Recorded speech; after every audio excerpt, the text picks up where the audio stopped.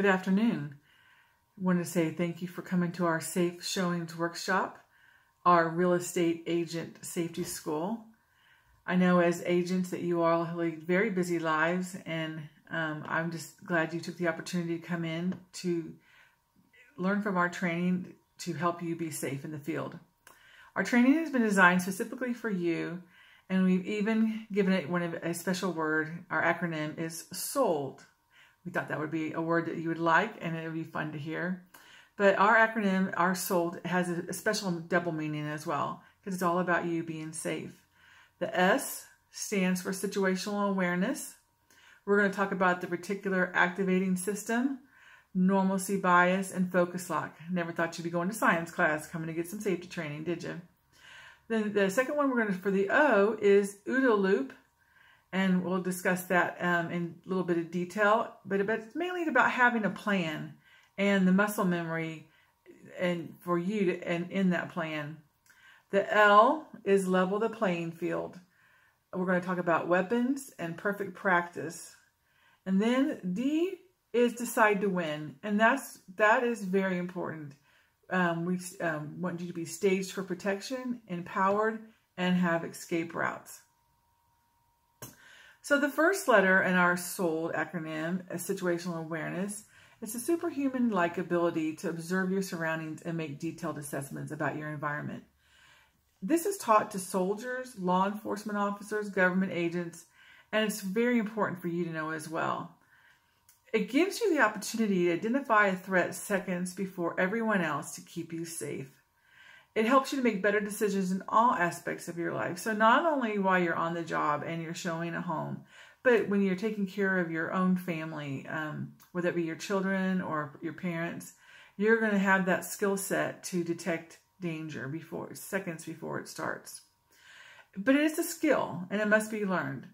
It enables you to scan the environment and sense danger while maintaining the ability to conduct normal activities. As an example, my husband 30 years ago was an MP in the Army, but he still has that skill set today. He can tell me what's going on the street corner, and I'm like, oh, I'm just driving down the street. I didn't see anything. But he'll tell me what color shirt they were wearing or how many people were standing there. It truly can be learned, and it's something that will stay with you for the rest of your life. So situational awareness is a choice. Being aware is a choice. Now, here comes the science lesson. There's a part of your brain called the reticular activating system. If you choose to pay attention, the brain will monitor your surroundings. It switches on filters that will fulfill your subconscious desire to pay attention. By simply telling yourself to pay attention, the RAS will scan your brain for and acknowledge potential danger when it encounters it. And a good example of this would be, have you ever been shopping for a car, new or used? Have you ever been out looking for, you've done all the details, you've read all the specs, and then all of a sudden you're going down the road and you're like, oh, well, there's my car. Oh, well, that's my car over there. Well, I didn't know my neighbor had a car. Every time you turn around, you're going to be seeing your car or the car that you want to buy. And it's not that everybody just decided to go out and buy the same car you did. It's just that your brain, you've already taught your brain that this is what you're looking for. And so now it's going to filter out everything else and show you, now all you're going to catch is what's going to catch your eye is what you've been training and researching for. So if it can do that for looking for a car, you can also teach yourself how to do that for your own safety and protection. So it's always better to say, I know it, and rather than I knew it. I knew this wasn't a good thing. Let's not work in the past tense. We're going to teach ourselves how to work in the here and now. So what keeps us from developing situational awareness? There's a couple items that we're going to talk about called normalcy bias and focus lock. The first one is normalcy bias. And that's when we think, oh, nothing's ever happened here before. This is a great neighborhood. This is my comfort zone. This is where I live. This is where I shop.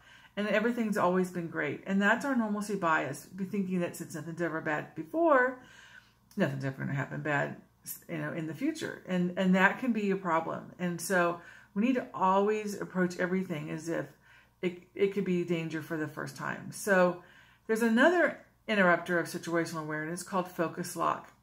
And it happens when we're distracted by something that takes our awareness and blocks all other stimuli. You've seen the funny videos on the internet of the person on their cell phone and they trip over and fall into a pool of water, or they walk into a wall. We really need to fight that urge to, we need to keep our head on a swivel. We need to stay and be aware of our surroundings.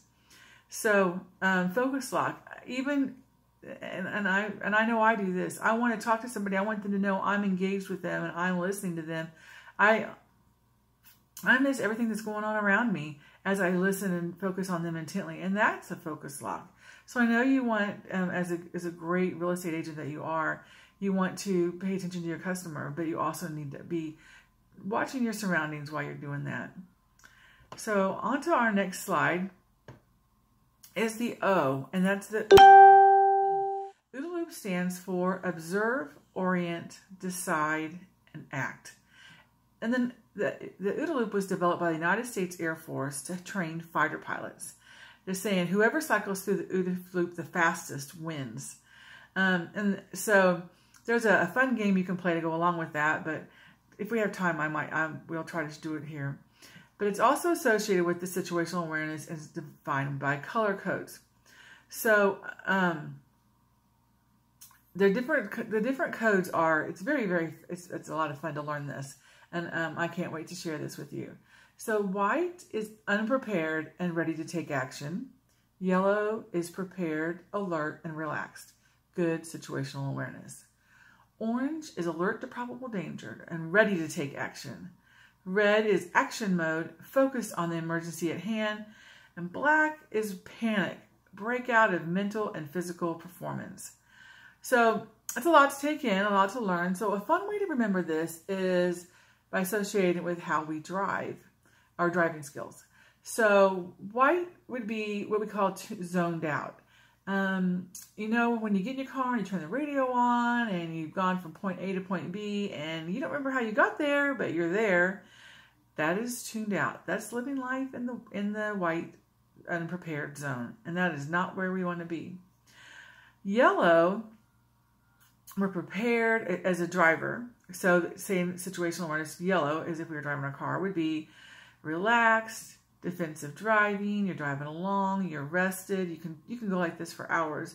You're defensive. You see the taillights ahead of you. You start to slow down. You're going along. Oh, I need to move over. All is well. We're just driving along and everything is great. But yet we're watching the traffic around us and to make sure that all is safe. Orange is alert to probable danger. A great one to relate to this is you're in a horrible rainstorm and rain is just pouring around, or you're maybe in an ice storm, but your hands are clenched on the wheel, your shoulders are tight, you're focused on the road, you're trying to watch the lines and make sure nobody comes into your lane and you don't go anybody else's lane. You drive for that for very long and you're going to be really tired. It's very tiring. It's not something you can keep up at a long pace, but you're alert to probable danger. The red is the action mode. It's that you've been driving defensively, you know, and things are stepping up, and all of a sudden somebody flies through the stop sign, and you're all, you know, you've seen it coming, and you've stepped on the brakes just to barely avoid an accident. That's action mode. You're focused on the emergency at hand. And then the black and the panic zone happens when you haven't, typically when you've been living in the white zone, all zoned out, and then an emergency happens and you can't act. You freeze. You're thinking, oh my gosh, I can't believe this is happening to me. And you're unable to perform. And that's not a good spot to be in at all. And we always want, that's our goal by going through this situational awareness and OODA loop, is to, that you'll never be there. You'll never go from white to black, that you're going to be somewhere in the middle, staying alert, staying prepared, and ready for action. So, moving on to the OODA loop, through the OODA loop, the goal is to keep you out of that black zone, is that you have to have a plan, a baseline, a normal. So when you're serving as a real estate agent, you should ask yourself these questions. What's going on here? What's the general mood of the place? What's the normal activity I should expect here? How is this person behaving? Is anything unusual happening or standing out? And then look for comfortable / uncomfortable. Dominance versus submission. Interested, disinterested. Are they shifty? Do they act natural, or are they distracted? Those are things that are not normal, and that should alert you that you could be dealing with somebody that could cause you a problem. So we still need to have a plan. So always have a plan based on what you observed. Identify a threat or an imposing situation. Seconds matter. What are you going to do? The plan must be already established, and you need to practice. Practice is so important. You have to have that muscle memory. It needs to be to the point where it's instinctive, that you could just do it without even thinking. Kind of funny story. As my day job, I'm a letter carrier, and dogs are always a threat. So when you get into a neighborhood that has a lot of dog threat problems, you keep your ears tuned. Well, one day somebody thought they were going to play, so we kept, you always have your ears. Even a leaf rolling down the street would make you turn and look. Pepper spray in hand. Is that a dog chasing me, or what's going on? So someone thought they'd be funny, and we were in the office, and they come up and made a dog barking noise and grabbed the calf on my leg like it was a little dog nipping me. And I turned around so fast that my hand took the form of holding a can of pepper spray, and if that had been spraying in my hand, they would have got a face full of it. But it was instinctive. I had done it so long, always head on a swivel, looking for something to come chasing me, that when the threat was really there, I just went into action. And that's the kind of point where you should be, that you should be able to go into action if the person that you're out with decides they're going to become a tricky person and try to cause you danger. But the thing with going through the OODA loop, we talked about those who go through it the fastest wins, is that your mind really has to go through it twice. Once is the thought through the mind, and then twice for it to connect to the body. And there comes in the problem. If you have no plan and your mind doesn't know what to do, you will freeze, because your body doesn't connect, and that's when you go into the black zone, and that's when you're going to be in danger because you don't have a plan. So we talked about situational awareness and learning what looks normal, and then your brain is going to let you know by your gut feeling when it's not normal. And we talked about OODA loop, and now for L, level the playing field. Level the playing field. We can do self-defense, and self-defense is some great courses, and I highly encourage that to anybody. But that takes time, and that takes a lot of practice. However, we have a way to cut through a lot of that to level the playing field, and that's with the weapon. Weapons that can't be taken from you and used against you give you a good fighting chance. Stun guns, Kubotans, pepper sprays, they're all non-lethal alternatives to a handgun's deadly force. Their purpose is to disable the attacker long enough to allow you to escape a potentially dangerous situation. Because we have some that are disguised, like the Damsel in Defense Gotcha stun gun, there's an element of surprise that gives you the upper hand. It's the power behind the punch of the stun gun that levels that playing field. So all of our stun guns also have a flashlight. And so you can just say that you're just using your flashlight as you show them around the home or things, and as you're working through the house. I like to say we have a flashlight that bites. So why Damsel in Defense? Well, we have a lifetime warranty on our products, and we commit to replacing it for free if it's used or damaged in self-defense, as long as you supply a police report. We're also committed to keeping you safe, and we support such charities as RAIN and Wipe Every Tear, and the Damsel houses where we work with women or work with children who've been involved with sex trafficking. So we also have the ABCD plan. It's a self-defense plan that not only levels the playing field, but can be used as a deterrent to keep you from being attacked. So plan A is we're using that flashlight on the stun gun, you shine that bright light in their eyes. That light is so bright, and determining on the time of day will definitely disable them. Plan B is the shot across the bow. That's you press on the stun gun and you set off the sound. And that sound will typically scare off unless they're just insane, they're going to scare off most people.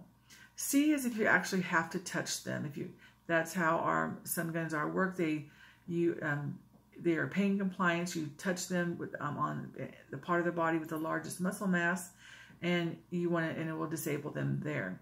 And then D is if for some reason they wrestle that stun gun away from you, and they've now inactivated it because the pin has been pulled out. Have attached to that pin on the keychain a pepper spray or a stun gun, that you have a secondary weapon to back up in case the first weapon is disabled. So that is our ABCDs of damsel in defense. So I'd like to show you on our next slide the weapons that we have, the gotcha stun gun and the pepper spray, that will help you keep you safe.